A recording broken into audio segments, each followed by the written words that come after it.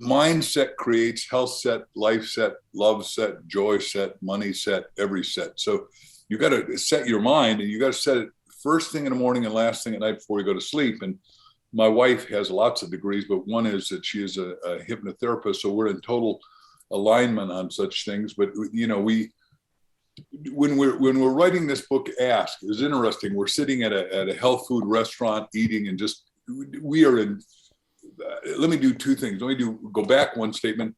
In this book, the 20th anniversary issue of Chicken Soup of the Soul, the first thing I wrote in here, I'd gone through a very painful, extraordinarily expensive divorce. And so I wrote down all the things I'd like to have in my soulmate. I wrote down, I don't know if you can see any of those, but I wrote down 267 things she had to be.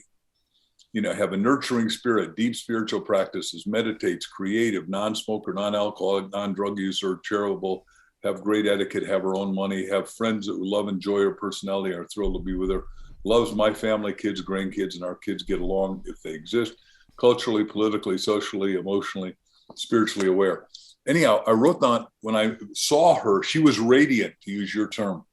She was in this audience, and anyhow, long story short, how we got together, we married. But when we're sitting at this restaurant, having the greatest meal, there's a man of the cloth. I assumed he was Catholic. He had a white clerical collar, black suit. He said, "Can I talk to you two?" Yeah, a little rude, but I said, "Sure."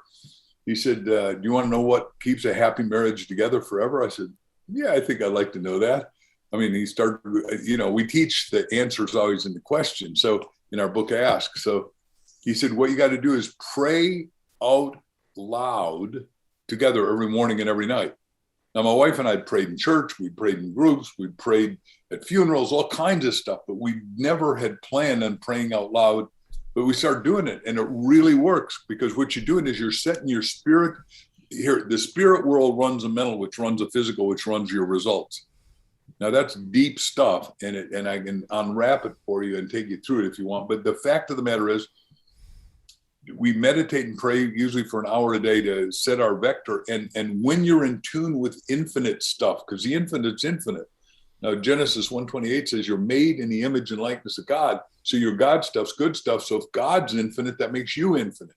You have infinite ability to think, to love, to enjoy, to prosper, to create great businesses, enterprises. And the poorest place or the richest place in the world is a graveyard, because people died with their songs, their music, their athletic achievements, their records, their inventions, their innovations in them, which is tragic, because they didn't feel good about themselves. That's why I said earlier, self-awareness is the first key to escalate up the hierarchy. And where Crystal and I are now, I can talk for my wife because we're so clear, is that we get in line with the infinite every day.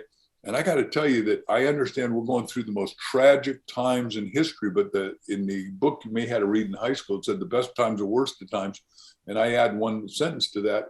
It depends on your spiritual, mental, physical attitude that's going to give you altitude or give you crash and de-altitude. So the point is, it's up to each of us individually to flourish and bloom where we're planted in whatever situation we are, and make sure we're in charge of our mindset. And if you can find another person, and if you got a sweetiekins, then it's a little easier if you're in total bonded, positive bondage and alignment.